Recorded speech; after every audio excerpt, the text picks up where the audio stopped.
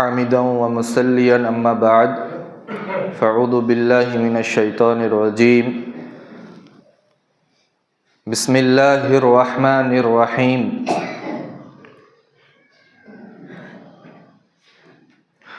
فقال الله تعالى في القرآن المجيد أفرأيتم ما تحرثون أأنتم تزرعونه أم نحن الزارعون لو نشاء لجعلناه حطاما فظلتم تفقهون إنا لمغرمون بل نحن محرومون وقال النبي صلى الله عليه وسلم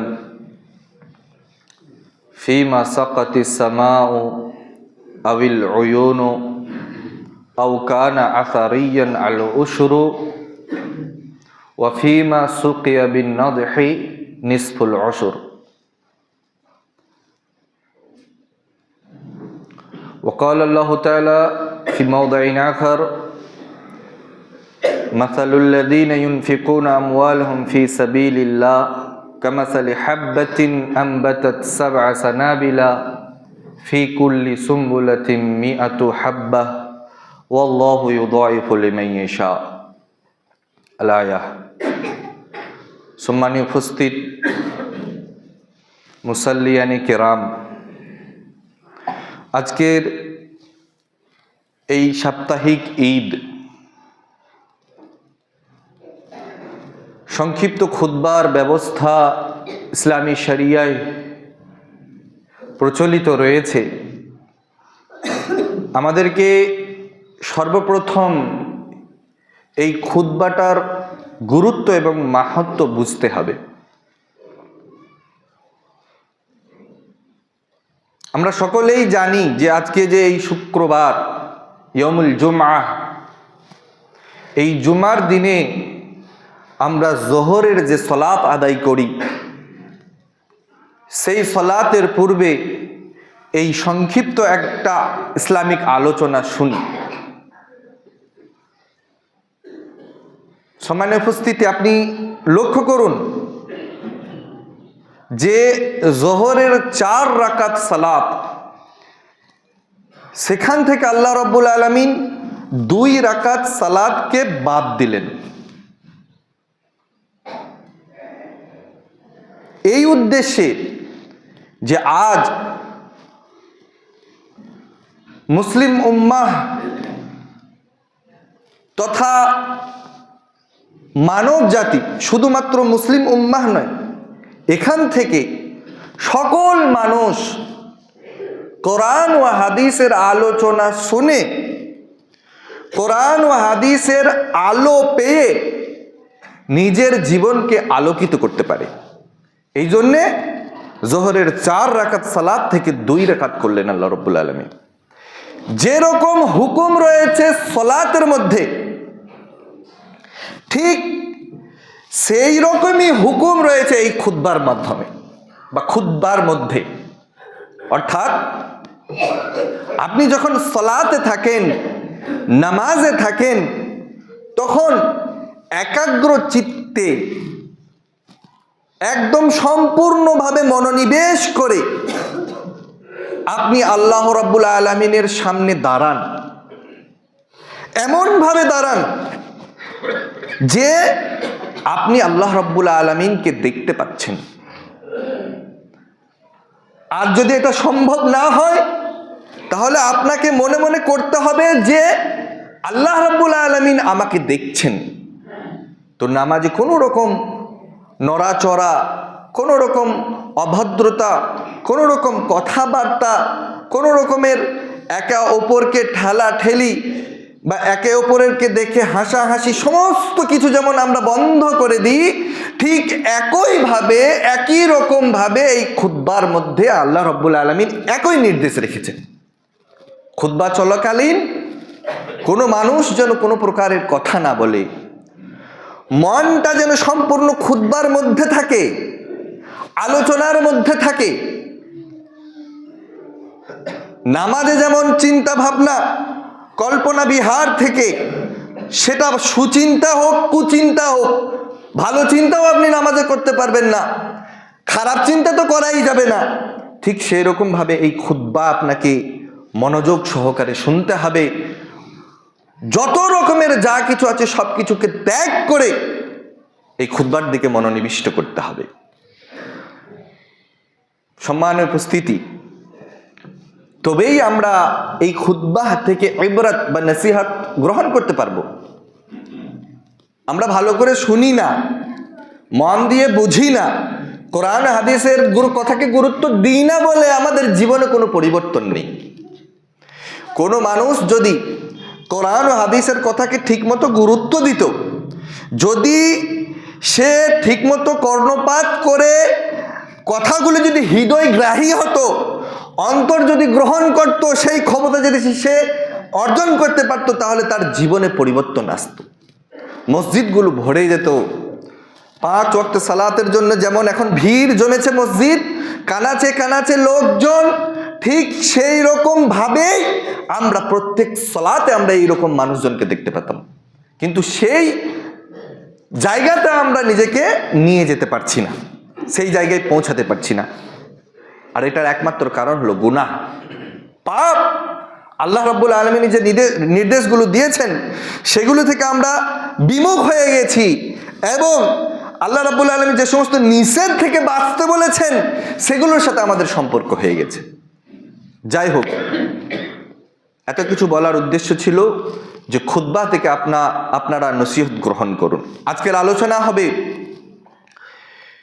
ওশর এবং দান সাদকাহ সম্বন্ধে। আমরা যারা চাষি ভাইরা রয়েছি, সকলেই আমরা মাঠ থেকে ফসল তুলে নিজের ঘরে নিয়ে আসলাম, ঝাড়াই করলাম, কেউ কেউ সেটাকে মজুদ করলাম, মরায়ে বেঁধে দিলাম, আর কেউ কেউ বিক্রি করে দিলাম। কিন্তু আপনাকে একটু চিন্তা ভাবনা করতে হবে ভাই। আল্লাহ রাব্বুল আলামিন তিনি বলছেন, আফারাআইতুম মা তাহরুসুন, আচ্ছা তোমরা যে চাষাবাদ করো, তোমরা যে কৃষি কার্য করো, এই কৃষি কার্য সম্বন্ধে তোমরা কি একটুকু ভেবে দেখেছো? আল্লাহ রাব্বুল আলামিন বলছেন, সূরা ওয়াকিয়াতে তিনি এই কথাগুলো বলছেন। তারপর আল্লাহ রাব্বুল আলামিন বলছেন,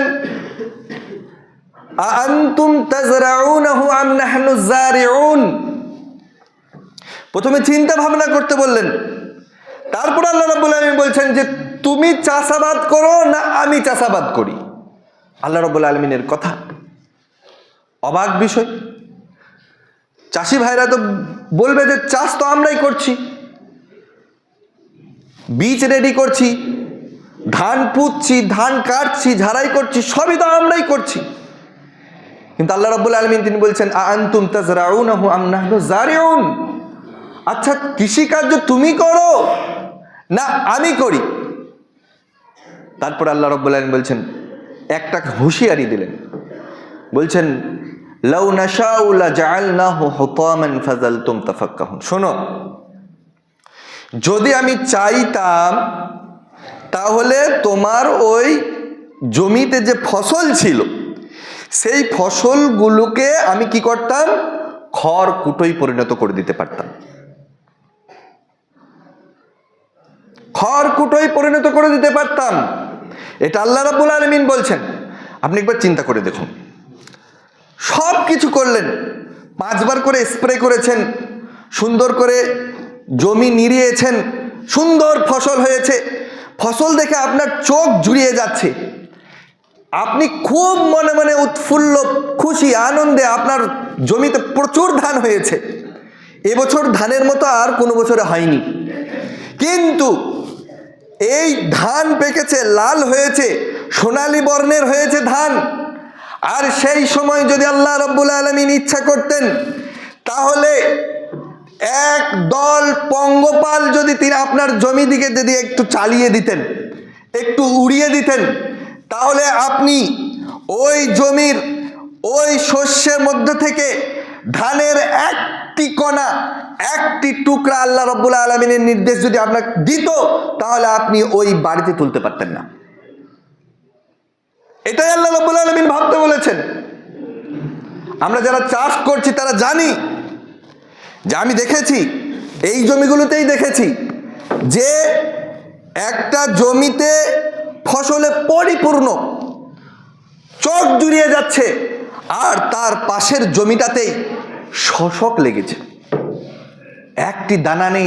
মনে হচ্ছে যেন কেউ ওই জমিটাতে আগুন লাগিয়ে দিয়েছিল, একটি দানা পড়ে নেই, একটি দানা দেখা যাচ্ছে না। আপনারা চাষি ভাই আছেন, আপনারা ভালো বুঝবেন, মাঠে বেশি আসা যাওয়া নেই, তবে আমি এটা লক্ষ্য করেছি, পাশাপাশি জমি, একটা জমিতে একটি দানা নেই, আর একটা জমিতে দেখে ফসল দেখে চোখে আপনার জান জুড়িয়ে যাচ্ছে। আল্লাহ চাইলে পারতেন। সম্মানীয় উপস্থিতি, তখন আপনি কি বলতেন? আপনার কথাটা আল্লাহ রাব্বুল আলামিন জানেন। আপনি বলতেন, ইন্না লামুগরামুন, হায় হায়, আমার সমস্ত ফসল শেষ হয়ে গেল, আমি তো ঋণে পড়ে গেলাম। সারের দোকানের ঋণ, বীজের দোকানের ঋণ, আরো অন্যান্য মানুষদের খরচ, সকলকে পয়সা মেটানো হয়নি। জমি নিয়েছে, ধান পুঁতেছে। আল্লাহ রাব্বুল আলামিন যদি চাইতেন তাহলে আপনার ওই জমিকে খড়কুটোয় পরিণত করে দিতে পারতেন। এটা আল্লাহ রাব্বুল আলামিন খুদ বলছেন। আর তখন আপনি বলতেন যে, হায় আমি কি হলাম, আমি তো ঋণে পড়ে গেলাম, আমি সর্বহারা হয়ে গেলাম, আমি কিছুই পেলাম না। তারপর আল্লাহ রাব্বুল আলামিন আবার বলছেন, শুনুন, সূরা আবাসার মধ্যে তিনি জিকির করছেন, ফালয়ানদুরিল ইনসানু ইলা তাআমিহি, মানুষকে ভেবে দেখা উচিত। কি ভেবে দেখবে? ভেবে দেখবে তার খাদ্যটাকে নিয়ে। এই দুপুরবেলায় আমরা ভাত খাই, রাতের বেলায় ভাত খাই, বা যা কিছু আমরা খাই, শাক সবজি, ফল মূল, গরুর দুধ, মাংস, যা কিছু খাই, এই খাবারটা নিয়েই সে একবার চিন্তা ভাবনা করে দেখুক, আল্লাহ রাব্বুল আলামিন বলছেন। তারপর বলছেন, আন্না সাবাবনাল মা আসব্বা, মানুষ যদি চিন্তা ভাবনা করে তাহলে দেখবে খাবারটা কোথা থেকে এলো। খাবারটা এলো ওই জমিন থেকে, মাঠ থেকে ফসল উৎপন্ন হয়, সেখান থেকে ধান হয়, ধান থেকে চাল হয়, চাল থেকে আমরা ভাত খাই। আবার ফল মূল, শাক সবজি সব ওই জমি থেকে উৎপন্ন হয়। আর ওই জমি থেকে যদি উৎপন্ন হয়, যদি আল্লাহ রাব্বুল আলামিন আসমান থেকে পানি বন্ধ করে দেন, কোথায় ফসল ফলাবেন আপনি? কেমন কোন বিজ্ঞানী আছে যে আপনাকে মুষলধারে প্রচুর পানি পরিমাণে আপনার আকাশ থেকে বৃষ্টি নামিয়ে দেবে যদি আল্লাহ রাব্বুল আলামিন বৃষ্টি অবতীর্ণ না করেন? কোন সরকারের প্রকল্প আছে? পশ্চিমবঙ্গ সরকার বলছে আমার 90টা প্রকল্প, আমি সমাজের মানুষকে এই দিচ্ছি ওই দিচ্ছি। প্রধানমন্ত্রী বলছে আমার এতগুলো প্রকল্প, আমি রাস্তা করে দিচ্ছি, বাড়ি করে দিচ্ছি, পানির কল বসিয়ে দিচ্ছি। আরো অন্যান্য বিজ্ঞানীরা বলছে আমি এই আবিষ্কার করেছি, আমি সেই আবিষ্কার করেছি। আমি আপনাকে বলছি, যদি আল্লাহ রাব্বুল আলামিন এই আসমানের পানিটা যদি বন্ধ করে দেন, 1 বছর যদি অবতীর্ণ না করেন, তাহলে আপনার কোন সরকার রয়েছে, কোন প্রকল্পের মাধ্যমে, কোন সায়েন্টিস্ট রয়েছে, কোন আলেম রয়েছে, কোন আপনার অত ধনসম্পদের মালিক রয়েছে যে ওই আসমান থেকে প্রচুর পরিমাণে পানি বর্ষণ করবে? আল্লাহ রাব্বুল আলামিন বলছেন, আন্না সাবাবনাল মা সাব্বা, আমি প্রচুর পরিমাণে পানি বর্ষণ করি। সুম্মা শাকাকনাল আরদা শাক্কা, অতঃপর আমি কি করি? জমিনকে বিদীর্ণ করি, জমিনকে ফাটিয়ে দিই ওই পানির মাধ্যমে। ওই পানির মাধ্যমে আমি জমিনকে নরম করে দিই। ফাআনবাতনা ফিহা হাব্বা, ওরে চাষি, ওরে কৃষক ভাই, তুমি আল্লাহ রাব্বুল আলামিনের মতো কৃষক নন, আল্লাহ রাব্বুল আলামিনের মতো সৃষ্টিকর্তা নও, আল্লাহ রাব্বুল আলামিনের মতো তুমিও কিছু উৎপন্ন করতে পারবেন না। আল্লাহ রাব্বুল আলামিন খুদ বলছেন, ফাআনবাতনা ফিহা হাব্বা, আমি তাতে উৎপন্ন করি শস্য, আমি তাতে উৎপন্ন করি ধান, আমি তাতে উৎপন্ন করি গম, সরষে, যা কিছু তুমি করছো সব কিছু আমি উৎপন্ন করি। সম্পূর্ণ ভাই চাষের যে প্রক্রিয়া রয়েছে ওই প্রক্রিয়ার মধ্যে আপনার সামান্য অবদান থাকে। আপনি বীজটা একটু ছড়িয়ে দিয়ে আসেন, জমিটা একটু সেরে আসেন, জমিটা একটু করে আসেন, আর আপনি হাল দেন, কিছু মুনিশ দিয়ে ধান পোতান, এতটুকু আপনি করেন। কৃষক ভাই, ওই যে জমিতে পানি এলো, কোথা থেকে এলো? কে দিল? ওই যে জমিতে আলো দরকার, সেই আলো কে ব্যবস্থা করলো?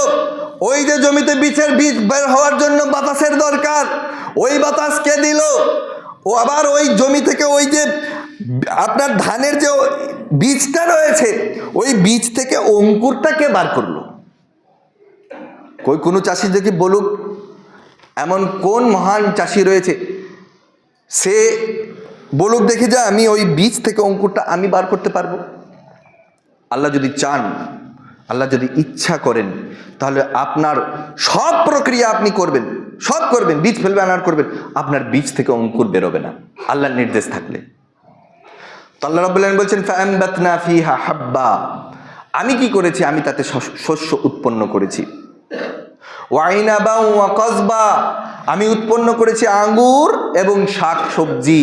ওয়া জাইতুনা ওয়া নাখলা, উৎপন্ন করেছি জাইতুন এবং খেজুর। ওয়া ফাকিহাতাও ওয়া আব্বা, আর আমি কি উৎপন্ন করেছি? ফল মূল এবং ঘন বৃক্ষ বিশিষ্ট উদ্যান, ঘন জঙ্গল আল্লাহ রাব্বুল আলামিন কত জায়গায় দিয়েছেন। আর এই সব কিছু দিয়েছেন কিসের জন্য? মাতাআল লাকুম ওয়া লিআনআমিকুম, মানব জাতি তোমার জন্য, মানুষ সকল তোমার জন্য আমি এই ব্যবস্থা করেছি। আর কিসের জন্য? ওয়া লিআনআমিকুম, আর তোমাদের যে চতুষ্পদ জন্তু রয়েছে তার জন্য আমি এই ব্যবস্থা করেছি। হাই হাই, কি দুর্ভাগ্যের বিষয়! আপনার একমাত্র সৃষ্টিকর্তা হলেন আল্লাহ, আপনার জন্য যা কিছু প্রয়োজন সব কিছু সহজ করে দিয়েছেন আল্লাহ। আল্লাহ এই জমিনকে তিনি বিছানার মতো বিছিয়ে দিয়েছেন বলে আপনি এই জমিনে বিচরণ করছেন, চলাফেরা করতে পারছেন। আপনি জান, এরকম উদাহরণ আপনি অনেক পাবেন যে আল্লাহ রাব্বুল আলামিন সৃষ্টি করেছেন ওই রকম জায়গা যাতে করে মানুষ নসিহত গ্রহণ করতে পারে। শুধু বালু আর বালু, বালি আর বালি। আমরা তো এই শুধুমাত্র অজয় নদী থেকে বালি তুলছি। সাহারা মরুভূমি আছে, সেখানে আপনি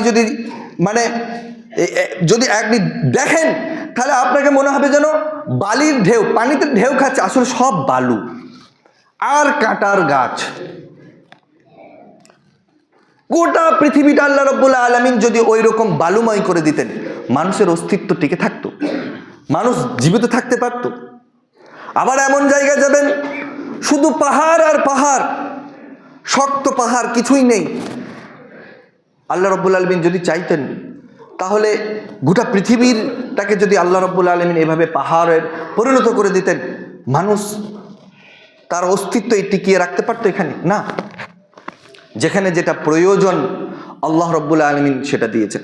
আপনি নিজেকে নিয়ে চিন্তা করুন, আপনার চোখ, কান, হাত, পা, আপনার দেহে যত কিছু অঙ্গ রয়েছে, সেই অঙ্গের সৃষ্টিকর্তা হলো আল্লাহ রাব্বুল আলামিন। আল্লাহ রাব্বুল আলামিনের নির্দেশের কারণে আপনি এই বাতাস গ্রহণ করছেন ফ্রিতে। আল্লাহ রাব্বুল আলামিনের দয়ার জন্য আপনি এই পাতাল থেকে শুদ্ধ পানি তুলছেন।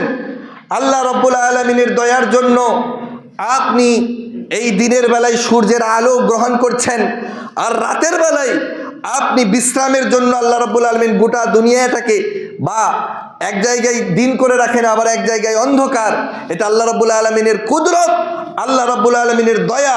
যেহেতু সারাদিন পরিশ্রম করে আপনি যখন ক্লান্ত হয়ে যান, পরিশ্রান্ত হয়ে যান, তখন আপনার দয়াময় প্রভু আল্লাহ রাব্বুল আলামিন আপনার জন্য রাতের ব্যবস্থা করেছেন, যাতে করে আপনার কোনো রকমের অসুবিধা না হয়। আপনার জন্য ঘুমের ব্যবস্থা করেছেন, যাতে করে আপনি ঘুমিয়ে নিয়ে আবার আপনার শরীরে সতেজতা ফিরে পান, আপনি আবার পুনরায় পরের দিন আপনি শক্তি নিয়ে আবার সেই পুনরায় কাজে ফিরতে পান, সব কিছু আল্লাহ রাব্বুল আলামিনের দেওয়া। আপনার মা, বাপ, ভাই, বোন সব আল্লাহ রাব্বুল আলামিনের সৃষ্টি। আপনি যা কিছু নেবেন না কেন সব আল্লাহ রাব্বুল আলামিনের দেওয়া। একটা কথা বলি, আপনার বাপ আপনাকে খুব ভালোবাসে, আপনার মা আপনাকে খুব ভালোবাসে, আপনার স্ত্রী আপনাকে খুব ভালোবাসে, ভাই বোন আত্মীয় স্বজন আপনাকে খুব ভালোবাসে। ভালোবাসে কি বাসে না?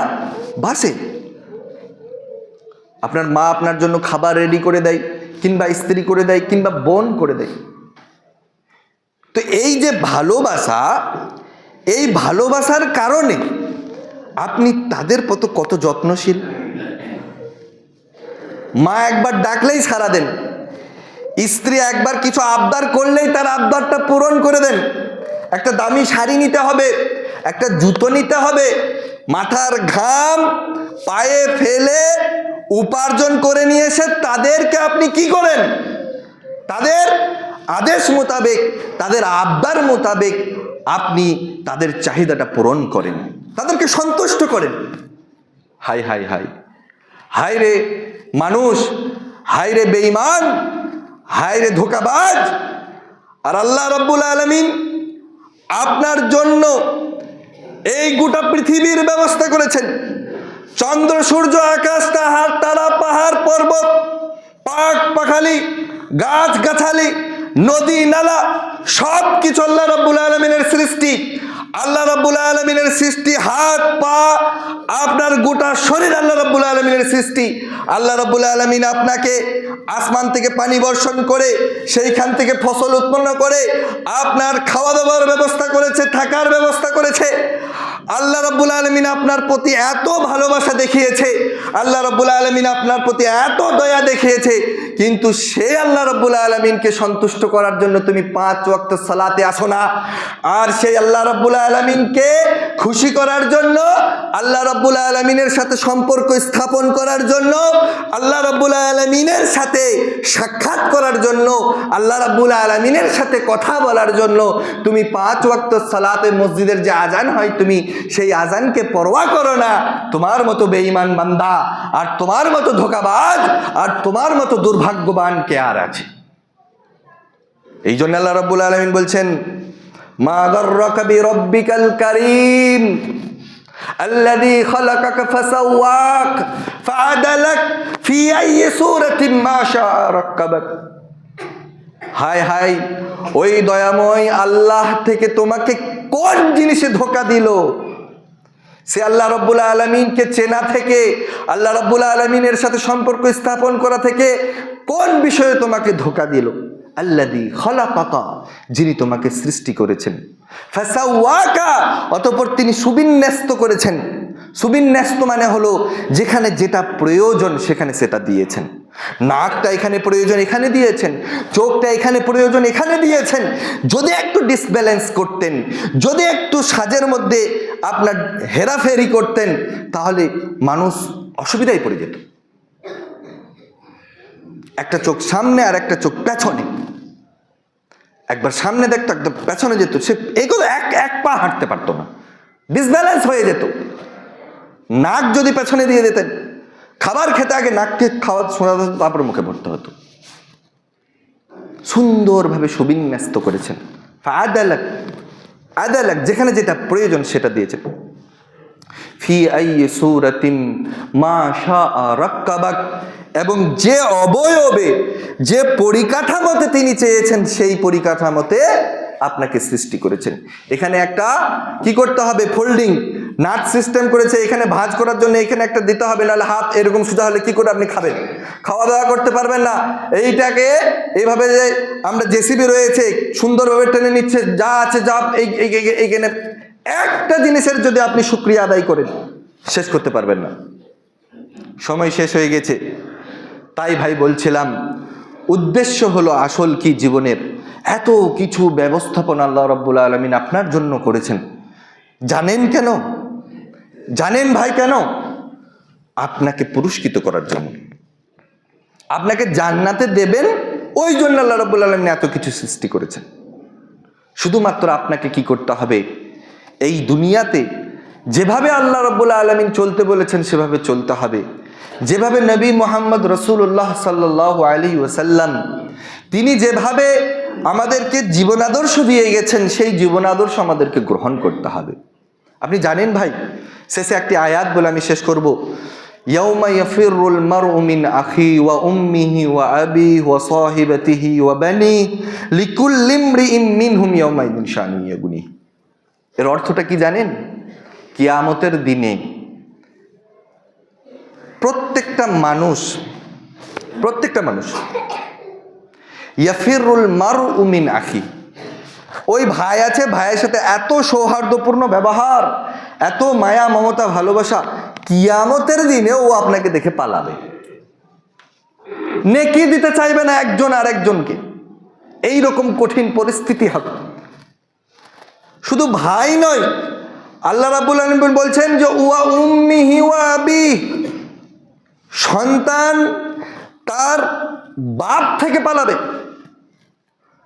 নিজের ছেলে বাপ চিনা যাবে, সবে আমার বাপ, পালিয়ে যাবে, মুখ ফিরিয়ে পালিয়ে যাবে। ওয়া উম্মিহি, মায়ের কাছ থেকে পালিয়ে যাবে। ওয়া সাহিবাতিহি বানি, শুনুন, আপনার জানের টুকরা আপনার সন্তান, নিজের ছেলে, সেই ছেলের কাছ থেকে সে পালাবে, আর নিজের স্ত্রীর কাছ থেকেও সে পালাবে। ওয়ালিকুল্লি ইমরিইম মিনহুম ইয়াউমাইদিন শানুন ইউগনি, প্রত্যেকটা মানুষ, প্রত্যেকটা ব্যক্তি সম্পূর্ণভাবে কিয়ামতের মাঠে নিজেকে নিয়ে ব্যস্ত থাকবে।